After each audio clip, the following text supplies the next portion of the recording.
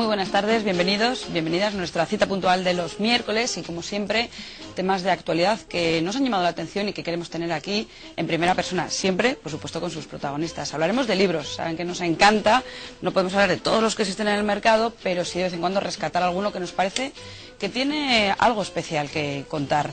Vamos a hablar de La Ría de los Afrancesados, esta edición pequeñita que tenemos, que me dicen además que se lee rápida, que pasan muchas cosas y es muy ágil, lo digo porque además ahora con esto de las redes sociales uno se puede enterar de muchas cosas, y está recién salida del horno, Cárceles y campos de concentración en Vizcaya. La verdad es que las dos son muy recientes, bueno, Bilbao, digamos, es el protagonista y sus gentes, veremos alguna fotografía en blanco y negro también, inédita, que está dentro del libro, y lo mejor y más importante es que hablaremos con la Machu, de la creadora de estas dos ediciones, Ascensión Badiola. Buenas tardes, bienvenida. Buenas tardes. Que además de otras muchas cosas, tengo que decir ahora que eres escritora. ¿Ya Sí. se puede considerar que eres escritora? ¿O Sí. cómo te defines tú? Bueno, sí, escritor yo creo que es todo el que escribe, ¿no? En principio. Además, si publicas ya se te reconoce en público, entonces, bueno, pues bien. Ya tienes el permiso, sí, digamos, ya tengo ¿no? el permiso para, para Que escribir. de repente pasamos de no saber de ti, sé que bueno, pues que haces muchas cosas, eres diplomada en estudios avanzados en historia, licenciada en ciencias económicas y empresariales, es decir, tú te Sí. dedicas a otras cuestiones laborales, Sí. pero parece que la historia y la escritura, bueno, pues en este momento está aflorando Sí. todos tus trabajos, porque salen dos, me dices que tienes otro ya preparándose, de repente surge Sí. tu nombre y tus escritos. ¿Cómo es este momento para ti? Pues estupenda. Sí, Realmente eso es muy bueno. estupenda. Sí, bueno, tampoco llevo muchos años escribiendo, no llevo mucho tiempo, ¿eh? Empecé hace unos, no sé, aproximadamente 3-4 años Ajá. a escribir en serio, quiero decir, a completar cosas, porque al final yo creo que escribir, a la gente que nos gusta escribir, lo hacemos siempre, ¿no? Pero ya ponerte en un proyecto, una novela o un ensayo histórico como es este, pues es algo que requiere mucho tiempo, dedicación Sí, y sin lugar a bueno. dudas. Y además compaginarlo con tu tarea profesional y con tu Y con mi vida familiar. personal. Eso es, sí. Eso sí que es tarea complicada. Eso es, sí. Hoy tenemos además en la segunda parte también a otra mujer que nos hablará de motivación personal y de esos esfuerzos para conseguir objetivos. Será nuestra segunda parte. ¿Qué te parece si comenzamos hablando un poquito desde el punto de vista cronológico? La Ría de los Afrancesados. Sitúanos un poquito y cuéntanos sobre todo cómo llegaste a este tema. Pues mira, yo quería, bueno, a mí el siglo XVIII me gusta mucho y yo quería contar, bueno, sabía que no había ningún libro con escenario en Bilbao en esa época. Vale. Y me apetecía mucho contar cómo fue el Bilbao de la Revolución Francesa, porque la Revolución Francesa nos afectó mucho, somos vecinos de Francia y al final toda la gente que vino de allí en aquella época pues nos afectó, ¿no? Quería contar cómo era ese Bilbao de entonces, las cosas que pasaron, la entrada de los franceses de la Convención, no la Guerra de la Independencia, sino unos años antes. Estamos hablando además de hechos reales, es decir, Sí. un trabajo de investigación histórico, Sí. pero en profundidad. Sí, efectivamente, sí. Bueno, he buscado en los archivos la información y bueno. Vamos, que te conocen en las bibliotecas, en todos los archivos, etcétera, etcétera. Sí, ¿no? me conocen, sí. Y bueno, pues me dediqué a sacar información, bueno, a leer libros, a bibliografía y con eso me compuse. Claro, luego el tema era inventar una historia que interesase, que gustase y entonces Tener aquí un hay hilo guerra, conductor, ¿no? Eso es, hay guerra, hay amor, es una novela en la que los sentimientos son un factor importante. Pero yo espero que sin caer en lo cursi, digamos, ¿no? O sea, no es una historia rosa, Amar ni en mucho tiempos menos. revueltos, pero Eso contando es. cosas de un Eso es. entorno que conocemos, que es Bilbao, Eso es. en una época concreta, Sí. y protagonizado por unas mujeres muy especiales también. Sí, bueno, las protagonistas son 3 mujeres, pero bueno, hay muchos protagonistas. La verdad es que hay muchos personajes, bueno, no protagonistas, hay muchos personajes en esta novela, pasan muchísimas cosas. Y en apenas 184 páginas, la verdad es que no hay tiempo para Viaje, ¿no? para Muy aburrirse. rápido. Sí, el ritmo es muy rápido. No quería hacer algo cortito, también un poco para que me lo publicasen, porque a los escritores noveles no nos Ya, publican la oportunidad, los tochos. ¿no? Exactamente. Sí. Pues realmente La Rea es la editorial. No, Chertoa. Chertoa, La REA vale. es la colección. La colección, Eso es, vale. sí. Ya que te han dado la oportunidad, por lo Sí. menos que constancia. Ajá. La gente, te digo por eso, por el tema de redes sociales, comenta que es muy rápido, que pasan muchas cosas, que es muy ágil y sobre todo que se han sorprendido mucho porque, claro, quien no ha vivido en esa época no tiene noción de cómo eran las cosas en ese entorno, en ese momento y que, bueno, es una manera también de acercarnos, ¿no?, a un pasado bueno, pues que no está tan lejos. Sí, han transcurrido 213 años exactamente desde que empieza la novela. Pero aunque el Bilbao físico se podría reconocer en algunos ángulos, es posible recorrer algunas de las calles, bueno, de la zona queda, vieja, ¿no? algo queda de eso. En realidad el Bilbao es completamente diferente, no tiene nada que ver verdaderamente. Bueno, no hay más que ponerse a imaginar un poco. Pero es que no solamente es el Bilbao físico, es la parte social, la mentalidad de aquella gente, bueno, las costumbres, todo. Entonces, bueno, es una novela sobre todo que yo destacaría que se puede reconocer muchos rincones y descubre cosas nuevas, aspectos inéditos del Bilbao de entonces que yo creo que no se conocen.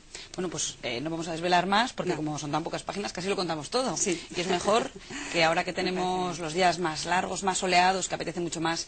Veo ahora muchísima gente en cualquier banco, en un parque, en un rincón leyendo y eso siempre es interesante. Dicen que la lectura está decayendo, que la gente no se interesa, que las nuevas tecnologías van a acabar con la lectura. ¿Cómo ves tú este panorama? Pues imposible, ¿no? Bueno, a ver, hay gente que no ha leído nunca ni piensa hacerlo, está claro. Luego hay épocas un libro maravilloso, ¿no? Hay épocas en la vida que tampoco lees porque tienes que estudiar. Lo digo por mis hijas, por ejemplo, están estudiando en un momento dado y yo comprendo que en sus horas libres no tienen muchas ganas de...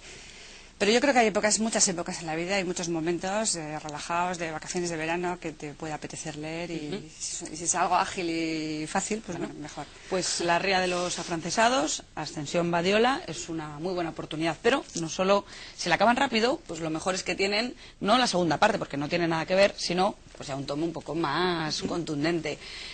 Cárceles y campos de concentración en Vizcaya. Suena tremendo, sin querer la mente se nos va a esas películas de Auschwitz y bueno, pues esos momentos trágicos de la historia pues mundial que nos hace sentir escalofríos como mínimo. Pero ya pensar que todo eso ha ocurrido en Bilbao es una fotografía impactante, ¿no? Porque además también hay fotografías. Vamos a ir mostrando alguna. Cuéntanos un poquito cómo te acercaste, cómo llegaste a este tema, porque además luego también hay nombres y apellidos. Parece que son cosas que han ocurrido pues como si de una película se tratara, pero para nada, es realidad.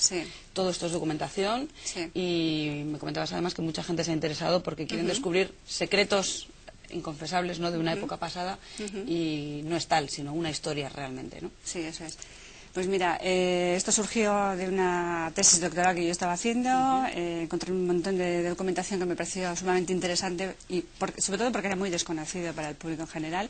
Por ejemplo, yo misma no sabía que en la Universidad de Deusto había habido un campo de concentración. Sabía que había habido una prisión, pero no sabía que había habido un campo de concentración en Deusto. Bueno, alguno que está estudiando puede pensar que está en esos momentos, pero no es tan es que tremendo. Realmente los campos de concentración, la palabra o la expresión como tal, es anterior a los campos de concentración alemanes, a los que conocemos. La Segunda Guerra Mundial es posterior a la Guerra Civil, con lo cual digamos que la etapa franquista fue la creadora de los campos de concentración.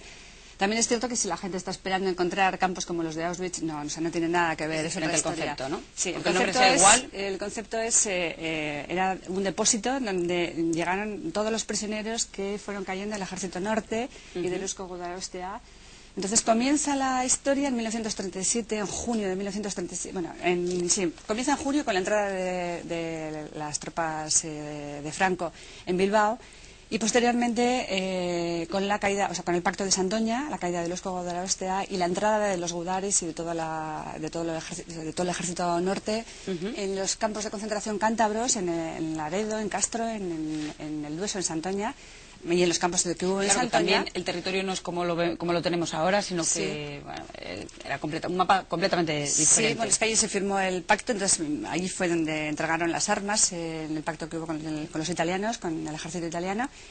Y a partir de ahí empieza un periplo, un éxodo tremendo a las cárceles bilbaínas, a la Reina en concreto, que estaba en Santuchu, enfrente de donde actualmente está la Casa Galera.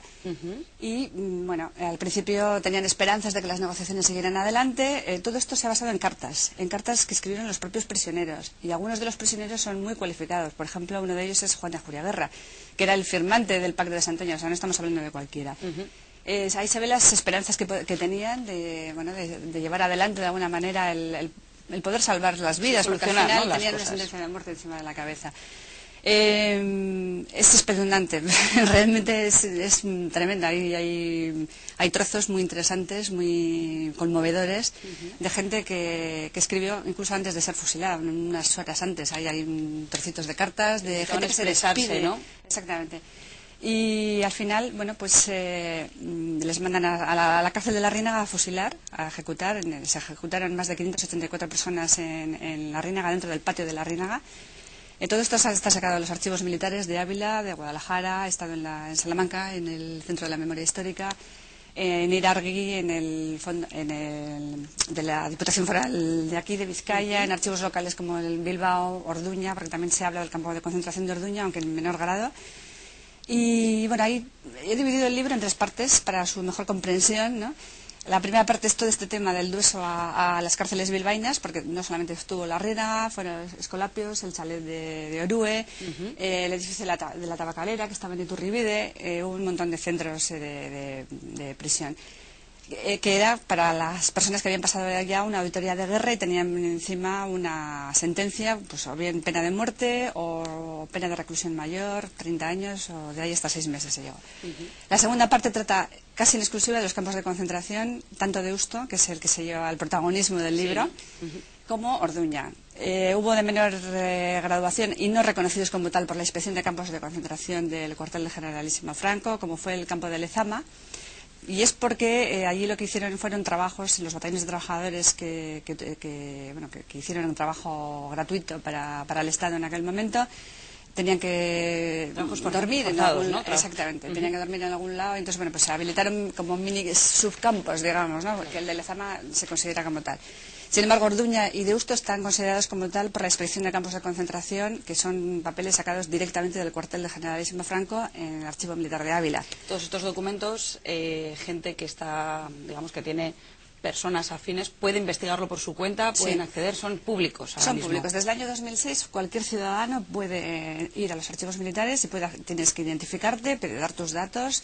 Yo he ido como investigadora porque el tema me interesaba directamente, pero cualquier ciudadano que quiera averiguar qué ha pasado. Desde luego lo interesante es primero leer el libro, situarse un poco, ¿no?, en este mapa que nos estás describiendo, sí, más que y nada a partir de ahí investigar. Hay muchas notas al pie en las que se ven las referencias, hay gente a la que le puede interesar qué referencias tiene, pues para pedir documentos determinados. Efectivamente, saber lo que tiene que pedir, ¿no? Eso es. En estos trabajos forzados de los que hablabas, se habla también del aeropuerto de Sondica. Sí, hay un párrafo, un trozo dedicado expresamente. Es que hay que tener en cuenta que de la Universidad de Deusto salieron miles de prisioneros a las minas de la Arboleda, de Gallarta y de Galdames, que hay un libro ya escrito sobre el batallón minero específico que está en la bibliografía. Y además, para otro tipo de trabajos, bueno, pues toda la reconstrucción de Amorebieta, de Durango, de Guernica. Y bueno, hay que tener en cuenta también que aquí en Vizcaya había mucha mano de obra cualificada. Se utilizó toda esa mano de obra. Usaron los recursos, claro, que había. Claro, para la siderurgia y tal. Bueno, se hicieron talleres, batallones específicos de recuperación de automóviles. Entonces, bueno, pues viajaron a Cádiz, a Sevilla, a Zaragoza. Además de todo el movimiento tremendo que hubo entre campos de concentración de prisioneros, que se utilizaban los ferrocarriles para ir de un campo a otro.